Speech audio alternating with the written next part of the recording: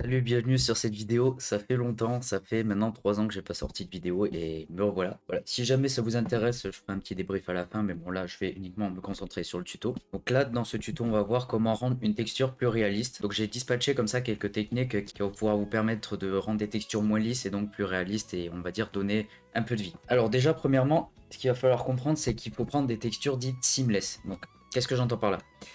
Si jamais vous avez une texture que vous prenez par exemple sur internet, sur Google Images, etc. et que vous l'importez comme ça vraiment un petit peu à la zob j'ai envie de dire, vous allez avoir quelque chose comme ça lorsque vous allez avoir des textures. En fait, je vais augmenter un peu. Ce qui se passe ici, c'est qu'il y a des coupures comme ça qui se voient et qui est vraiment très très moche. Vraiment, vous le voyez, il y a vraiment une démarcation, c'est vraiment dégueulasse. Donc ça, c'est des textures qui ne sont pas seamless. Donc seamless, il y a un terme en français comme ça, mais je saurais plus le décrire exactement. Si jamais vous prenez du coup une texture seamless, je vais cacher ça, et là, on voit qu'il n'y a pas de coupure comme on a vu. Là, vous voyez vraiment ici, là, on voit que c'est complètement découpé, alors que là, on arrive presque pas à voir où la texture s'arrête. Après, hein, bien entendu, on peut un petit peu le voir, mais et du coup, ça fait quelque chose d'un peu plus propre. Voilà, donc je voulais faire un petit aparté là-dessus et maintenant on va voir comment faire. Là, je vais prendre un nouveau projet. Je vais tout supprimer et je vais ajouter un plane. Donc en gros, ce que je vais faire, je vais prendre une texture de métal et je vais la rendre un petit peu plus réaliste et un petit peu plus... On va dire qu'il y a du vécu. Je vais augmenter un petit peu. Pas très important. Hop là, j'ai failli faire une bêtise, pas grave. J'ouvre une deuxième fenêtre. Donc là, ça va être pour voir un petit peu notre rendu. Et là, pour créer nos textures. Shader Editor. Là, j'ai fait la touche N pour supprimer. Donc là, on va créer la texture. Je vais aller ici dans ce petit onglet. Donc pour les matériaux. Et là, je vais faire New. Donc là, ce qui se passe, c'est qu'on a les nodes. Si jamais vous êtes vraiment pas à l'aise dessus, j'ai fait une vidéo du coup qui date de 3 ans et plus, où je vous montre un petit peu comment marchent les textures. Je vous explique tout en détail. Si jamais ça vous intéresse, c'est le premier lien en description, ou sinon, c'est juste ici. Donc pour importer une texture, donc rien de bien compliqué, je vais ici dans mon bloc d'image. Vraiment, c'est pas très important. Donc là, j'ai mes petites textures.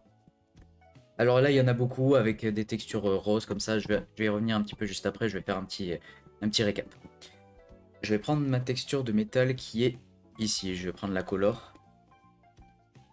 Et je viens la mettre là. Uniquement la color. Voilà, pour avoir un petit rendu. Là, vu qu'on voit rien, je vais me mettre en vue matériel. Ou alors, si jamais je fais Z et matériel preview. Pour l'instant, on a ça. Je vais venir importer, donc, en faisant Shift A, un mapping. Et je vais le mettre ici. Le mapping va servir tout simplement à dupliquer la texture et la rendre beaucoup plus grosse. Le problème, c'est qu'on voit rien, donc on va ajouter aussi avec un texture coordinate qui est là. Ces deux nodes sont obligés d'être ensemble parce que sinon on voit plus de la texture. Voilà, tout simplement.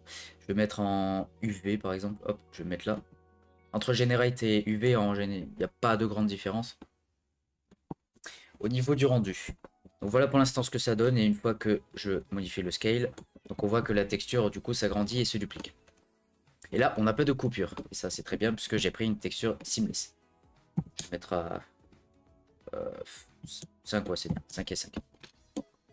Voilà, pour l'instant, le problème, c'est que ça manque de réalisme. Surtout si jamais je fais un rendu avec une lumière, ce serait mieux. Je vais importer une light, un point par exemple. Hop, je vais me mettre ici. Là, on voit que la texture est complètement plate. Voilà, il n'y a pas du tout de relief.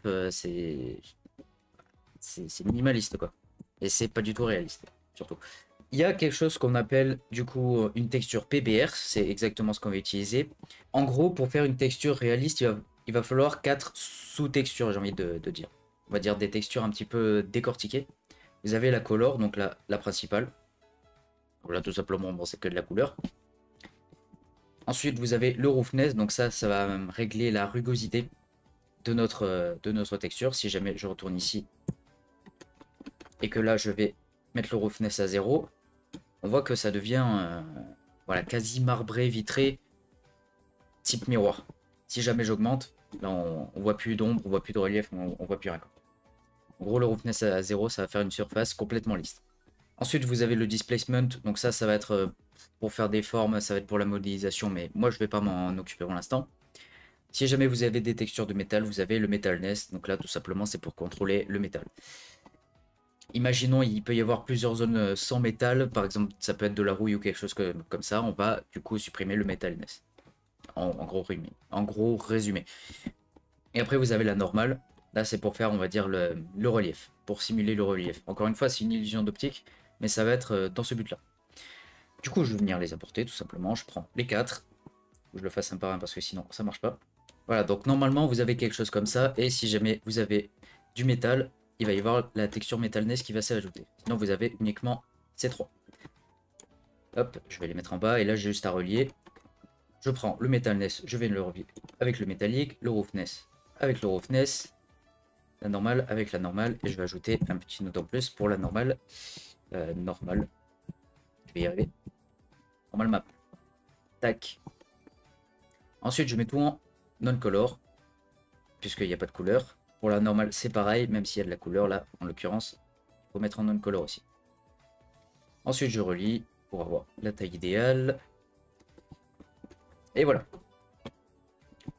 Hop. Je vais juste ajouter une petite light. Là, on voit déjà qu'il y a un peu plus de gueule, que ça apparaît un peu plus métallique. Si jamais je fais un petit rendu, voilà. On voit qu'il y a un petit peu plus de relief. Si jamais je relie tout, voilà. On voit vraiment que c'est complètement plat. Je vais pas m'arrêter là, parce que ce serait trop facile. Je vais aller dans Google Images, par exemple, et je vais trouver, voilà ça. Si jamais je veux faire, on va dire, de l'acier un petit peu, travailler un petit, qui a du vécu, comme je l'avais dit au début de la vidéo, ben, on voit qu'il y a pas mal d'imperfections, il y a un peu de rouille, il y a un petit peu de moisi ici, enfin bref. C'est pas du tout comme on a là. Là, on a vraiment une texture toute lisse, propre, il n'y a aucun défaut. Donc là, c'est pas du tout ce qu'on veut. Ce que je vais m'amuser à faire, c'est rajouter de la rouille, tout simplement. Alors, je vais faire exactement la même chose ici, mais avec une autre texture. Donc, je duplique celui-là, et ensuite, je viens importer mes textures. Voilà, un par un, avec texture de rouille que j'ai ici. Voilà, une fois que j'ai ma deuxième texture, je vais prendre un mix shader ici. Donc on va mixer les deux textures ensemble. Hop. Et hop. Donc voilà pour l'instant ce que ça donne. C'est un peu long. Voilà, donc on a du coup la texture mixée avec une autre, mais on voit qu'il y a un petit problème quand même. Si jamais je veux prendre mon schéma ici, on voit qu'il y a un petit peu de rouille ici, un petit peu là, un petit peu là. Il y en a un petit peu partout, mais on va dire pas partout. Et surtout pas dans la même intensité. Donc ce que je vais faire, je vais venir ici. Et là, en fait, on va se servir de ça. Et du coup, on va créer une texture dite procédurale. Donc voilà, pour faire un petit peu dispatcher ça de manière aléatoire. Faire un dispatcher, on va dire, de la rouille un petit peu aléatoirement. Shift A, je vais prendre un color ramp. 2 noise texture. Et je viens les relier comme ça. Tac et tac. Ah donc, le noise texture relié au color ramp et relié au mix shader. Et donc voilà maintenant ce qu'on a. On a un petit peu plus de rouille et un petit peu plus de métal dispatché de manière un peu plus aléatoire. Si jamais je viens bouger un petit peu mes curseurs ici du rouge et noir, on voit qu'il y a une petite différence. Ici. Là, je vais vraiment régler l'intensité. Je vais même la mettre comme ça. Donc vraiment zéro dégradé quasiment. Je vais remettre un petit peu quand même pour que ça soit un petit peu plus du coup réaliste, un petit peu moins brut. Voilà ce qu'on a. Donc c'est pas mal.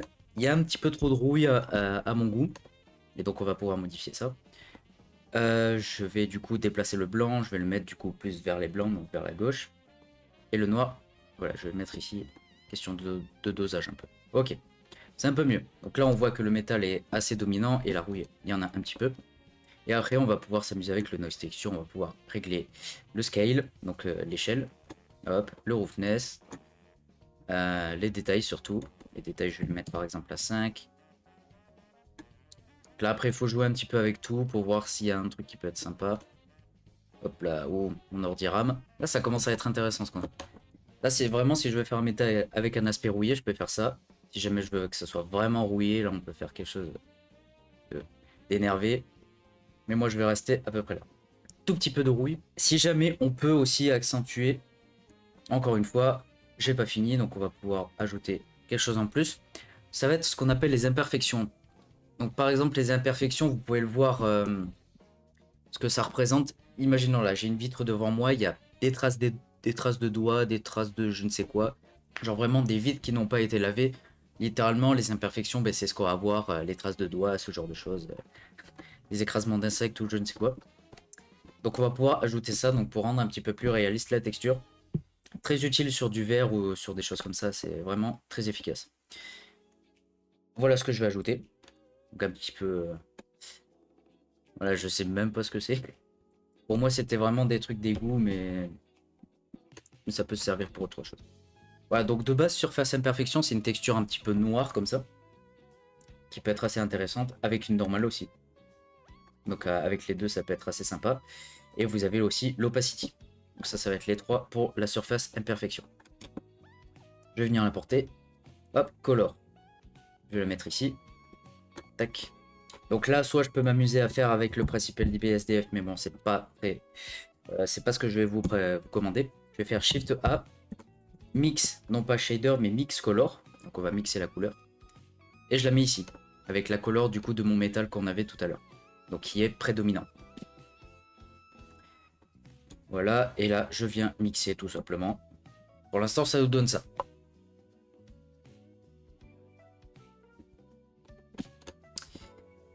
Là, si je, du coup, règle avec le factor, on a quelque chose comme ça. On voit que vraiment, la texture est un peu crasseuse, si j'ai envie de dire.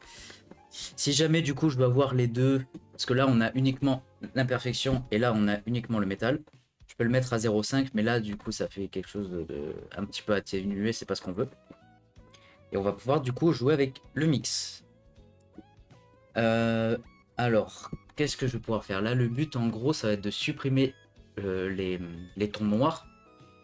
Et donc là, je me remets ici et je vais prendre Lighten. Ça se voit pas du tout, donc j'essaie avec autre chose. Alors, on voit qu'il y a des imperfections, mais vraiment à peine. Là, si jamais, là, on voit des traces blanches un peu ici. Mais c'est pas non plus énormissime. Si jamais je me mets par exemple en overlay, là, ça va faire une texture un peu noire. Ce qui peut être un effet voulu, mais bon, moi, c'est pas trop ce que je veux. Hop. Je vais rester par exemple en... Je sais pas, je fais quelques tests comme ça. Et je vois ce qui me paraît plutôt intéressant. Là, on voit rien du tout. On voit que des taches blanches encore une fois. Donc c'est pas... En add peut-être. Ça peut être intéressant, je pense. Voilà, on les voit un peu plus déjà. C'est pas mal. Voilà, donc les surfaces imperfections, si jamais vous avez des surfaces vraiment lisses, c'est très très important de les mettre, ça va rajouter beaucoup plus de réalisme. Sur des surfaces très rugueuses comme ça va pas rajouter grand chose. Là, vous voyez, il y a juste quelques taches blanches. Ça va pas faire énormément la diff. Voilà, du coup pour cette vidéo, j'espère qu'elle vous aura plu, j'espère que du coup vous êtes content de me revoir. Je vais essayer de faire genre une vidéo par semaine. Donc je sais pas exactement quand je vais la poster, mais je vais me tenir, on va dire, à une vidéo par semaine. C'est voilà le quota que j'aimerais quand même assez respecter. Ça m'avait manqué quand même de faire des tutos, je vous avoue. La raison de mon absence et que j'en ai pas, c'est en vrai, c'est surtout parce que, on va dire, je faisais des tutos, ça me démotivait, peut-être parce que j'en faisais trop. Enfin bon, bref, j'avais besoin de faire un break assez long. Enfin, j'ai essayé plein de trucs. Voilà, je raconte un peu ma vie, hein, si jamais vous êtes intéressé. Voilà, disons que je suis parti sur autre chose, sur plein de trucs différents et j'ai un peu, on va dire, laissé tomber. J'ai créé quelques trucs, mais vraiment pas des masses sur Blender, donc voilà. Mais bon, j'ai quand même envie de reprendre. Surtout, je vous vois de plus en plus nombreux aussi, ça me motive beaucoup plus à reprendre du coup. Je crois que quand j'avais abandonné ma chaîne pendant 3 ans, j'étais à 400 abonnés juste avant. Donc là, on est déjà plus de 1000. Et donc, je vous remercie beaucoup de me suivre toujours, même si je publie plus. Voilà, donc en vrai, ça, je pense que ça m'a vraiment motivé à revenir. Le fait de voir qu'il y ait beaucoup plus de gens, même de plus en plus nombreux, qui regardent mes vidéos, je pense que ça doit être l'un des déclencheurs les plus importants, je trouve. Et aussi parce que ça me manquait en vrai de faire quelques petites vidéos comme ça m'avait vraiment manqué. Voilà. Donc voilà, je vais me tenir à du coup une vidéo par semaine. Si jamais vous êtes intéressé, je peux vous donner un petit peu ce que je vais poster par la suite. Donc ça va être les sujets de vidéo que je vais faire à l'avenir. Alors donc là, on va dire logiciel, ça va être des tutos un peu plus globaux, des astuces méconnues mais pourtant géniaux. Donc là, bon, j'ai fait voilà, quelques petits trucs. Ça va être des sujets plus globaux, on va pas vraiment rentrer dans le détail, ça va être un petit peu plus théorique. Après, vous avez tout ce qui est modélisation, créer un personnage parfaitement, etc. Donc là, bon, Voilà, il y a quelques tutos à venir. Texture, j'en ai pas mal aussi. Rendu, ouais, j'ai des idées. L'animation, je vais énormément me porter beaucoup plus du coup sur l'animation. Parce qu'il y a peu de tutos qui sont présents en animation, j'en ai très peu vu. Dans le marché anglophone, il n'y en a pas beaucoup. Dans le marché francophone, j'en parle même pas. Donc je pense que ça peut être intéressant, surtout pour vous. Parce que soit vous voulez regarder les tutos en anglais, mais si vous parlez pas anglais, ça va être beaucoup plus compliqué. Donc voilà, je vais essayer voilà, de faire les tutos les plus simples, les plus, euh, comment dire, les plus compréhensifs possibles. Et surtout, on va dire, les plus qualitatifs possibles. Ça va être mon but. Puis après, il y aura quelques simulations que je pourrais faire en plus. Mais bon, la simulation, va falloir que je me forme de plus en plus parce que c'est mon point noir que je maîtrise pas du tout. Et après, il y aura du Geometry Node aussi, et je m'en suis arrêté là pour l'instant. Et après, là, c'est idées de short, mais bon, là, on s'en fout. Donc voilà, donc j'ai quelques idées de vidéos, et puis voilà. Et bah, c'est tout ce que j'ai à dire. Et du coup, on se retrouve la semaine prochaine pour une prochaine vidéo, et je vous dis ciao.